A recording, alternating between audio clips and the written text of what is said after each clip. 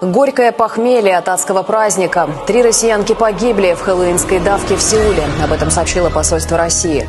Общее число погибших превысило 150 человек. Мына хэллоуин деген майрам бар екен. Майрамда эле Кыргызстанда дагы ушундай мода болуп атат го азыр. Адамдардын баары эле майрамда мына карасам. Койчу биздин майрам эмес бул, майрам деп аталат. Кой сыкта тагын сен дагы эме болор өзүң, умне болор өзүң да. Эл майрамда эле эл ушунча эле жүрөт, эл менен элсиң да. Жүрдү ой кеттик. Форма алып кичине бир даярданайлык биз дагы. Майрамдасак майрамдайбыз. Мунарбек.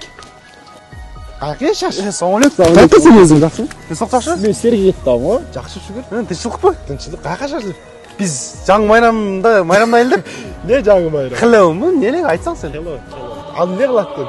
Короче, маскаларды кийип алып, азыр Кыргызстанда дүң болуп атат экен. Вампир скелеттер бар го. Силер не маска кийесиңер? Мен бир эме вампирдикинен же скелеттикин кылайын деп атасың. Сен кайсысы?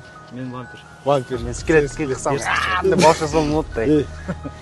Ата бабаң билбеген майрам. Эми элестете, чоо коюп калып эле вампир. Дагы бир уну, мунадан азыр айткам мен мугача.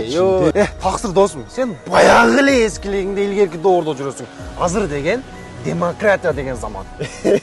Досум, мен сага 5 мүнөт бер, мага мен сага түшүндүрүп берейин. Тарыхын ошо Хэллоуиндин тарыхын. Түшүндүрчү. Хэллоуин деген досум, бул бутпарастардын майрамы. Сен тарыхын оку да.